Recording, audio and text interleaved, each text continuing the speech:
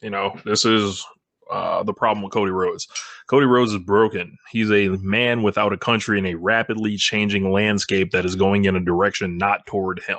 The AEW of 2019 doesn't exist any more than the AEW of January 2021.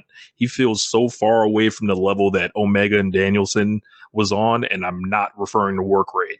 His constant breaks bring him back to a new world every time he returns, so narratively, he's stuck in the same place while everyone else moves on. In AEW, their history is still being written, and they aren't riddled with the landscape of baked-in hopelessness. And while he's still valuable, he's been out in the sun far too long in his current presentation. There's nothing interesting about him. There's nothing cool about him. He's blown through territory angles like cocaine around the 86 Mets.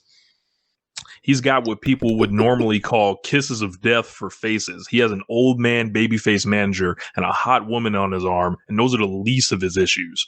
Him never being able to be the champion to me is a different answer as to why he got booed out of Arthur Ashe. Some of it's baked in, but he's naturally going to maintain a certain level of star status, so I don't think it dooms him forever to mid-card status. A major issue is that he can't even lose to a champion to help them.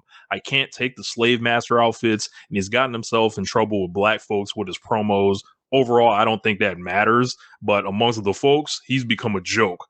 The talent pool is only deeper now, and I struggle to see where this Cody Rhodes fits in. Maybe this is an elaborate way to turn heel where he'd have instant hot programs with Bryan, Mox, or CM Punk or Hangman. He's too aware to be this self-unaware. If he insists on not turning and keeps taking time away, I could easily see him out of AEW at this rate or creating an ugly rejection that'll only get bigger and potentially more toxic. He could never fall back on his ring ability the way Kenny and the Bucks could. It's amazing the way he tricked people by wearing a suit into thinking he's more powerful than any of those guys. So naturally, he's caught the most shit, but backing it up after running out of tricks is proving very tough for him. Brandy can only get in the ring so many times. Arn Anderson can only be the source of your story so much. There's only so much he can blade. While Kenny and the Bucks are writing new chapters and getting ahead of any possible wave of backlash and have largely read the landscape like pros, Cody is determined to be as he always was, what he's seen himself as, the hero, the main character. Meanwhile, he's alone on an island, getting cooked by the sun. When fresher people came in with newer connections to the past in their careers, it doesn't matter how many people he's put over. He desperately needs to find another level. I can agree. I've never really been a Cody Rhodes fan, and we've discussed this at length. I feel that Cody Rhodes always has worked best when there has been something attached to him that is infinitely more interesting. And there's always been a thing where it's like he'll be in a feud and it's not so much him that's important in the feud, it's the thing in the feud that makes it important.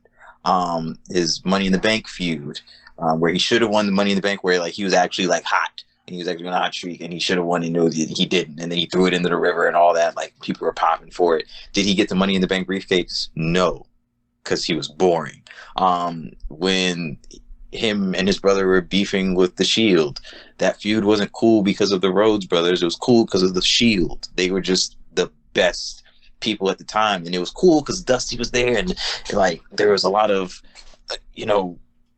emotions and bravado, and then they won the belts, and it was a great moment. Da da da da. And then what happened? Nobody really cared after that. Like the Shield kept being cool as fuck without the belts, and the Rhodes brothers were not that cool with the belts. He's been in AEW now, and I've watched some Cody matches, and I've kept up with feuds, and every single time I'm just like, meh. His match with Ogogo, like he had no business winning that. I know that obviously Ogogo's not as seasoned in the ring and all that, but just the way that the feud was set up. You should have lost, given the way that it was set up. Now, the thing is, after watching that match, it's clearly apparent that, like, Ogogo was not ready for this, and they shouldn't even have done it. And that's fair. So, like, but that's what it comes down to. Like you should have the foresight to know, like, hey, this person's not really ready for these lights and things of that nature. Correct. And also I kind of get upset over different calls where it's like, okay, you put him in a feud with Malachi Black. Malachi comes in, starts shit with him. Immediately, you have a fire feud. Like, Black should be washing him every single time they see each other. It shouldn't be a competitive match because now the luster of Malachi Black is kind of waned a little bit. Like, Black should be a world beater. Like, he should be kicking people's faces off and going about his business. I don't subscribe to a reality where Black is having true competition with Cody fucking Rhodes. I just don't see it because you haven't given me enough reason over the course of however many months of AEW to make me believe that this is true competition.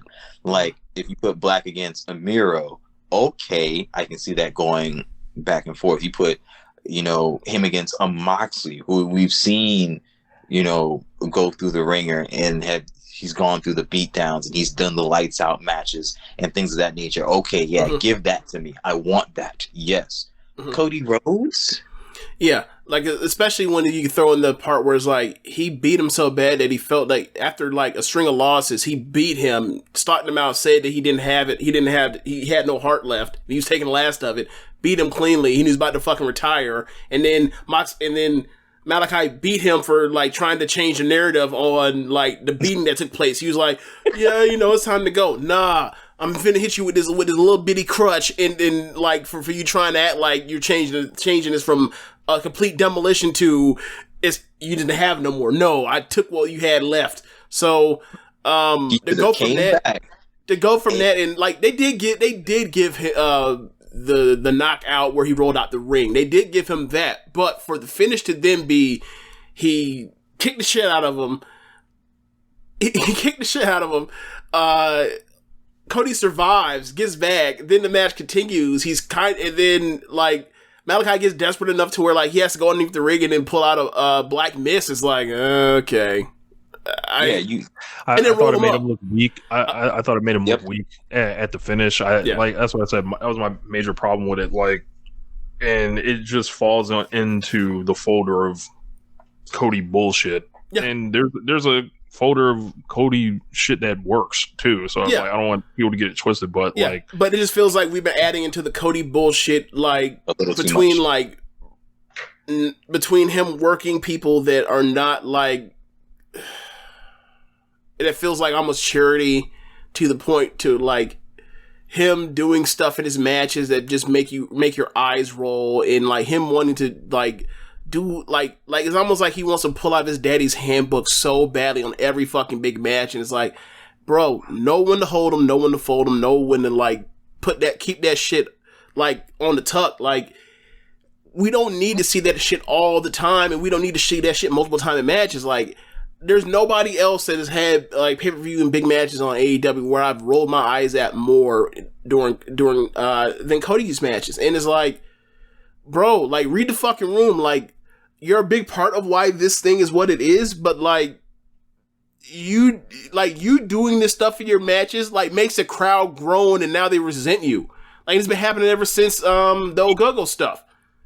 And then he leaves and he comes back, and it's like, and then he leaves and he comes back, and then he leaves. And people are saying that like, him leaving is the answer again. It's not. It's making it worse. It's exacerbating the problem that he keeps leaving and coming back. And I've been pointing this out. I was pointing this out before the Ogoga thing. It's like, bruh, he keeps leaving and he keeps coming back.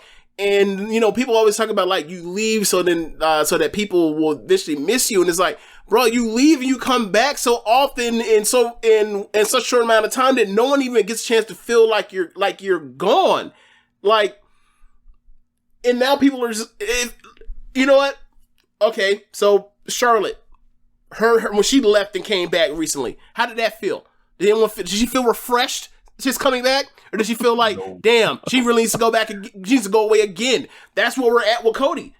Like, I would have never, like, obviously they had, the big show and coming and stuff like that was set up, and he did what he did with Malachi the first week of July. So it was 7 weeks between appearances, but had it been me, like, I wouldn't have probably brought him back until at least after Full Gear. Like, it allowed the new people to kind of settle in, and then that way you come in like as this missing ingredient, but now you come like your return is like the same show as Daniel Bryan's first match. I'm sorry, bro. Like, there's higher ranked dudes than you now. Yep. And that's not even a problem. That's another layer of it. But the main thing is you have done for him. He has done a very selfless task of saying, "Hey, I am one of the 5 or 6 most important guys in this company as far as drawing attention, as far as drawing eyes, as far as being able to draw pay-per-view buys. What I am going to do is immediately, like most of the elite did, or all the elite did, was we are going to do jobs to put people over left and right to try to get other people off the ground and get situated, and then it'll be our time." He has never got to a point where it's his time, but while it's never been his time, he has fully made everyone aware that like he is pretending to be a mid-card when he's a top guy.